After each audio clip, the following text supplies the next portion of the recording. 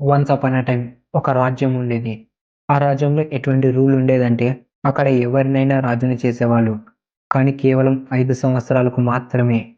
5 సంవత్సరాలయ్యాక ఆ రాజుని ఒక మారుమూల అడవిలో వదిలిపెట్టేవారు. ఆ అడవిలో ఒక మనిషి కూడా నివసించలేడు. అక్కడ కేవలం అడవి జంతువులు మాత్రమే నివసిస్తాయి. అవి ఆ రాజుని తినేస్తాయి. ఇలా ప్రతి 5 సంవత్సరాలకు ఒకసారి జరుగుతుంది. ఎందుకంటే ప్రతి 5 సంవత్సరాలకు అక్కడ ఒకరిని ఒక రాజుగా నియమిస్తారు. ఇక పాత రాజుని ఆ అడవిలో వదిలేస్తారు. ఎవరైతే రాజు అయ్యేవారో అతను రాజు అయ్యాక తన 5 సంవత్సరాల తర్వాత ఏమవుతుందో మర్చిపోతాడు. ఎందుకంటే ఒకరు రాజు అయిన తర్వాత వాళ్ళు చాలా ఐశ్వర్యవంతమైన జీవితాన్ని గడుపుతారు. సంవత్సరం గడిచే కొద్దీ ఆ రాజు చివరికి భయపడడం స్టార్ట్ చేస్తాడు.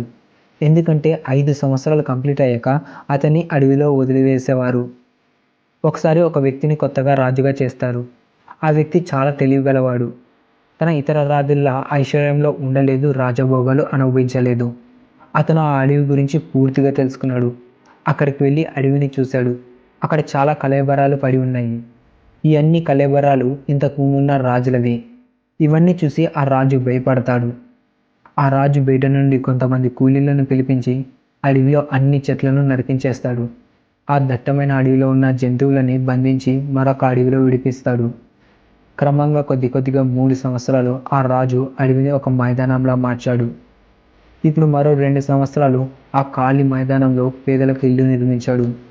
మరియు అక్కడ తనకు కూడా ఒక మహల్ నిర్మించుకున్నాడు. క్రమంగా ఆ రాజు తన 5 సంవత్సరాల్లో ఆ అడవిని ఒక రాజ్యంగా మార్చాడు.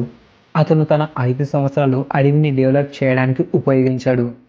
ఎప్పుడైతే ఆ రాజు 5 సంవత్సరాలు కంప్లీట్ అయ్యాయో, రాజ్యంలోని ప్రజలు అతన్ని ఆ అడవిలో వదిలివేశారు. ఏదైతే ఇప్పుడు ఒక రాజ్యంగా మారిందో. ఎప్పుడైతే ఈ రాజు అక్కడికి వెళ్ళాడో, అక్కడ ఆ ప్రజలు ఇతనికి పూలతో స్వాగతం పలికారు. ఇప్పుడు ఇతను అక్కడ మళ్ళీ రాజు అయిపోయాడు తన జీవితాంతం. ఇప్పుడు అతను మొత్తం లైఫ్ సుఖవంతంగా గడుపుతున్నాడు.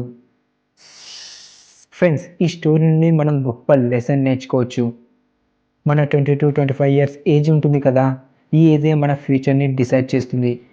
ఒకవేళ మీరు ఈ 5 సంవత్సరాలు స్టోరీలో చెప్పినట్టు ఇంతకుముందు ఉన్న రాజులా ఎంజాయ్ చేశారో, మీకు తర్వాత చాలా ఇబ్బందిగా ఉంటుంది. ఈ ఏజ్లో మీరు good and bad decisions తీసుకోగలరు.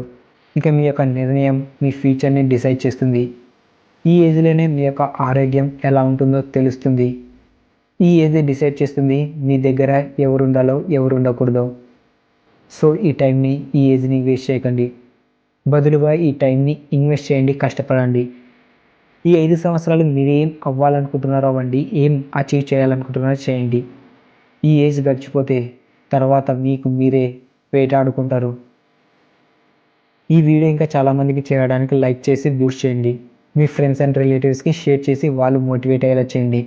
Story నచ్చింటే ఛానల్ని సబ్స్క్రైబ్ చేసుకోండి.